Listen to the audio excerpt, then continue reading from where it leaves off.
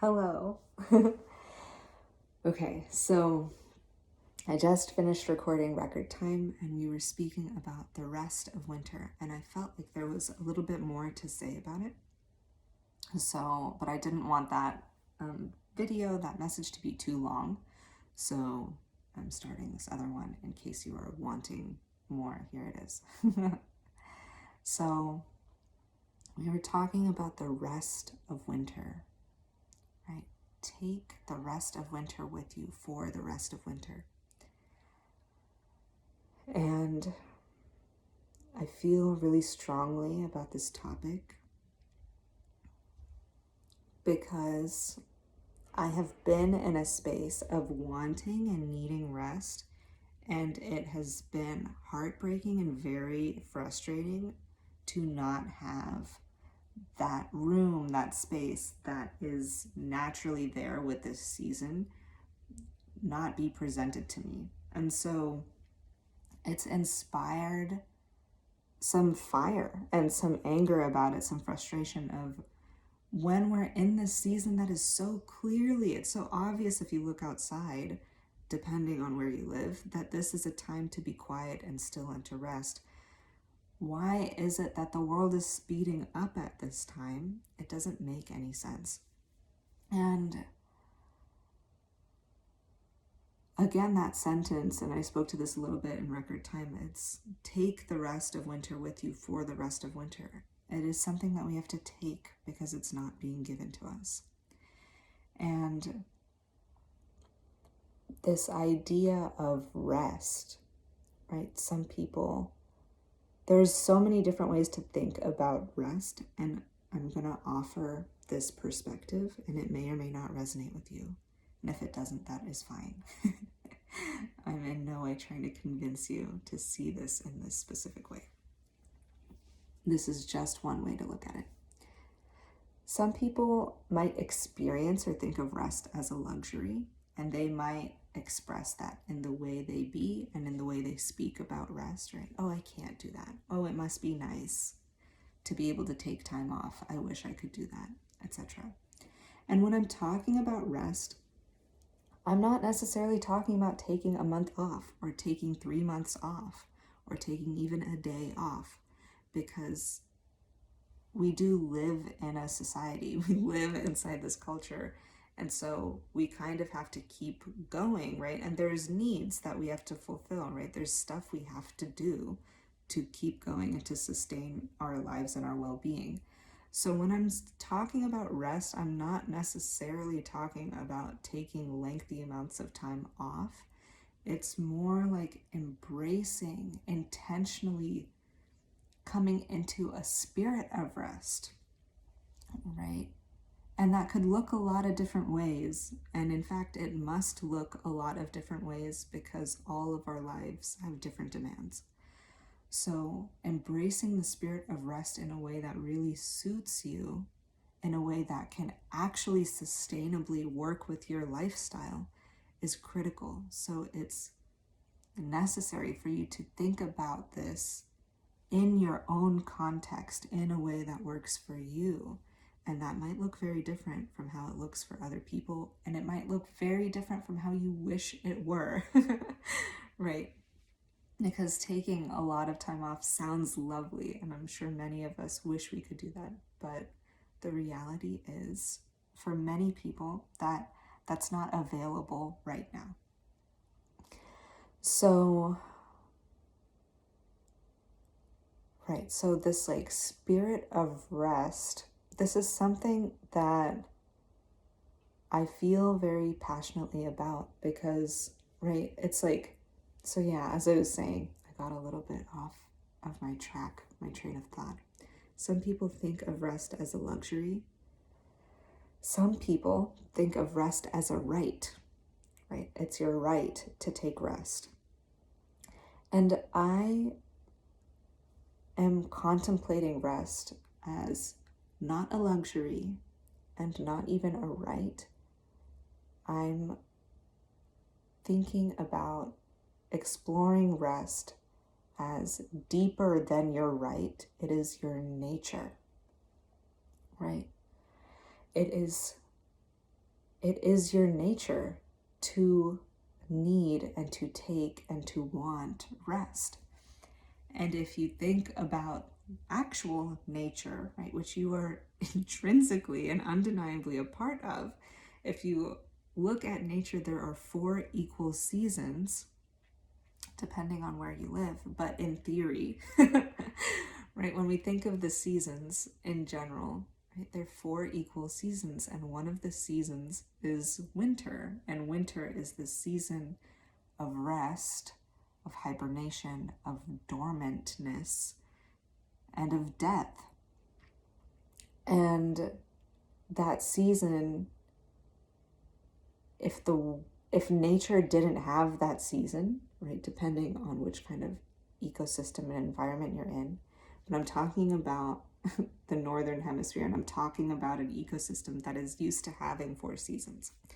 So if that part of the world that is used to having a winter, that is designed to have a winter, which it's like the whole world kind of is designed that way, if it suddenly didn't have its winter, things would die, right? Things would be unsustainable, right? Not as many animals and plants would be there the next year if you didn't have a winter.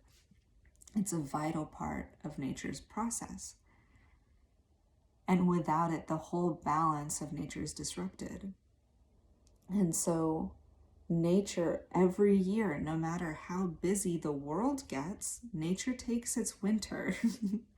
And winter might be looking less and less like winter because of the way the climate is changing right now. But winter takes its space, right? Nature takes space to rest.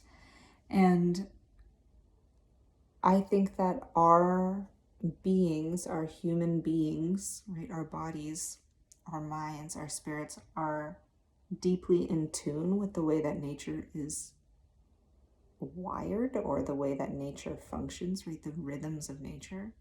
And so I do think it is part of our nature to take and to need and to require rest. And if we do not take it, then we will die. And that sounds so extreme. And I don't like sounding extreme ever. But this is something that I'm speaking to from my own experience. So my own experience with rest has been this way. If you do not take rest, you will experience death. You will die. And that could look a lot of different ways. It could be a death of the spirit, which many of you might be familiar with, right? Death of the spirit is what we experience when we're in burnout, right? Of like, I cannot carry on, right? Something inside me is dying, right?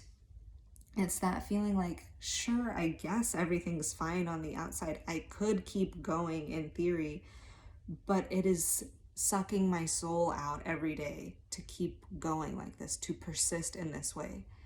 And so that's a feeling that a lot of us are familiar with, right? So there could be a death of the spirit.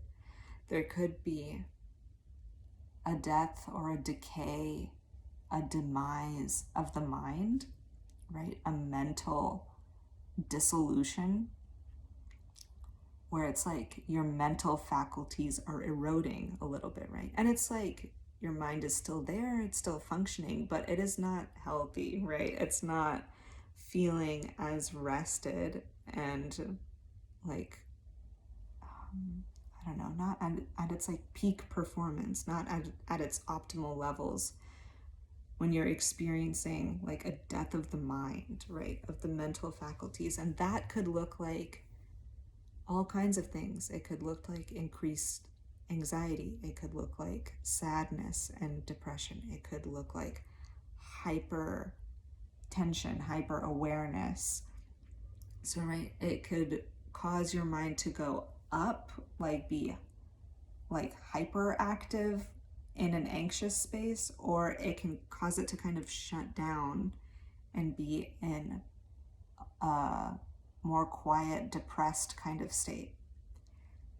Or if you don't take rest when it's necessary, It could be a literal physical, like, demise, a physical and bodily death, right? And that could be like actually dying, which people do die of exhaustion. That is a thing. Or it could be like a slow and quietly excruciating decay of your physical faculties. And this, I know it sounds so extreme and it sounds so unpleasant, and it might feel like a luxury to think about rest in this way of like, I'm not gonna die, like, don't speak about this as though it's so extreme. But this is my truly lived experience. And it is why I do what I do, because this relationship with rest has been the greatest struggle of my own life. And it is why I found the records. It's why I shifted from what I was doing to what I do now. And it is so difficult to claim a space of rest in the systems and in the culture that we live in. And it is very difficult to change an entire culture. And that is something that is slow and takes time. And it takes a lot of individuals working towards a common intention to do that. But what we can do right now is work at the scale of personal intention.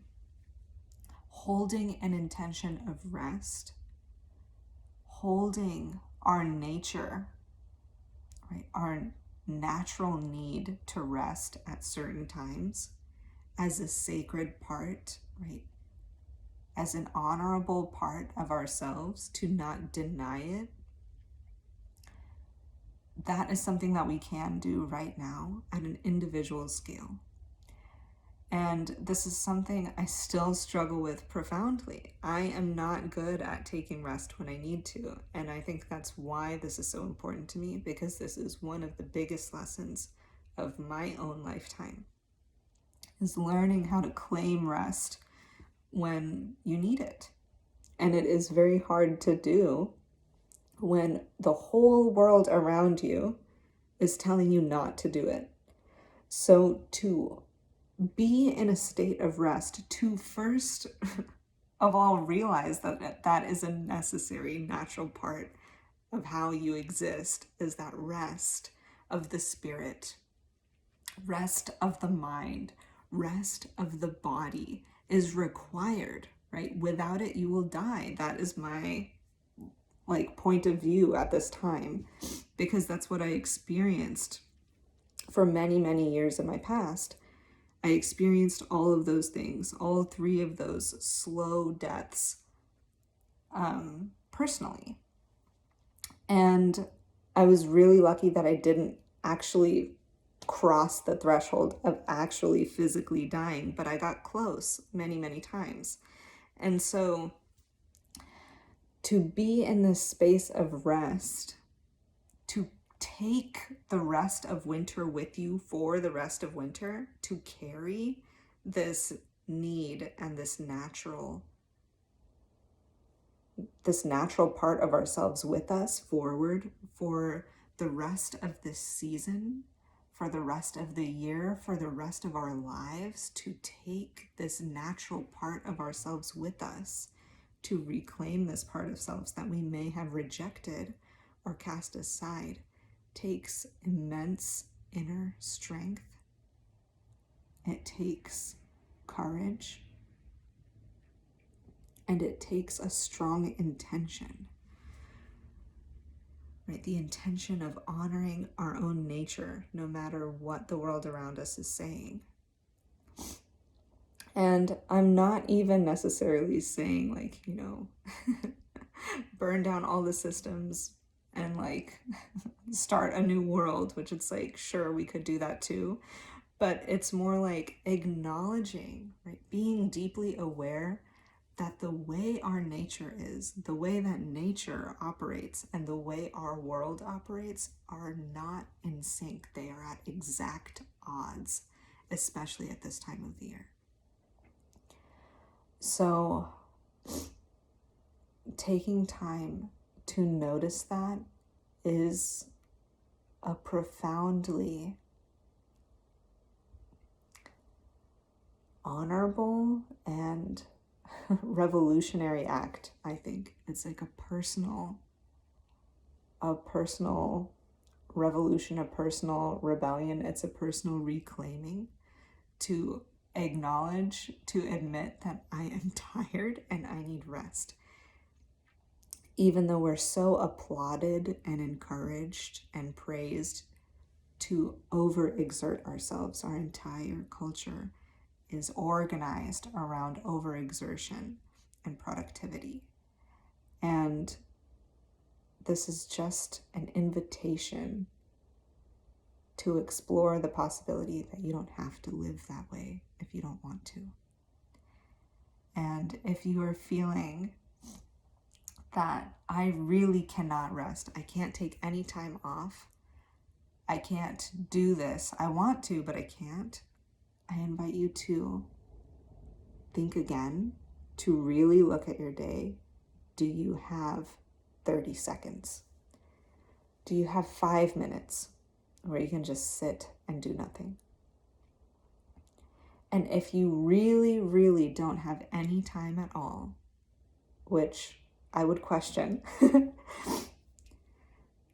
then what you can do, if you feel like you can't take rest, what you can do is notice the juxtaposition, notice the contrast of the natural world and the world that we've created, right? The culture. Notice the difference between the natural world, between nature and our culture. Because if nothing else, increasing your awareness of this disparity is profound in itself. All right. Thank you for being here. If you stayed through this entire thing, I know this was long, but this felt important. So I'm sending you so much love and softness as you contemplate this quality, this natural essence of rest.